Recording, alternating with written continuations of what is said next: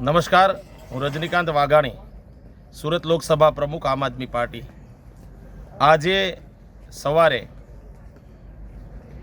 અમારા સુરત મહાનગરપાલિકાના ward number 18ના ઉમેદવાર ગૌતમભાઈ પટેલને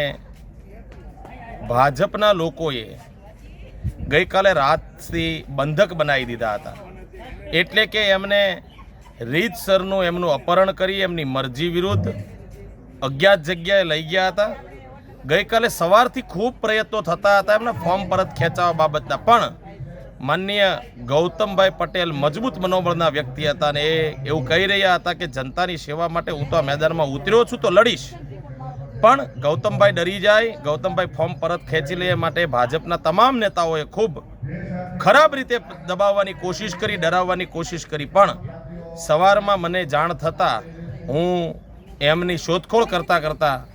અડાજણ સ્થિત પહોંચ્યો અને ત્યાંથી ગૌતમભાઈ એક ફોર્ચ્યુનર ગાડીની અંદર એક ભાઈ એમને બેસાડીને જતા હતા, એમને મેં રસ્તાની અંદરથી ઊભા રાખ્યા અને મને ગૌતમભાઈએ એવું કીધું કે હું ચૂંટણી લડવા તૈયાર છું, ભાજપ દ્વારા મને ફોર્મ ખેંચવાની ધમકીઓ આપવામાં આવે છે અને એમને મેં ત્યાંથી મારી ગાડીમાં બેસાડ્યા અને અત્યારે એમને સહી સલામત રીતે એમના પોતાના સ્થળ ઉપર હું લઈ આવ્યો છું।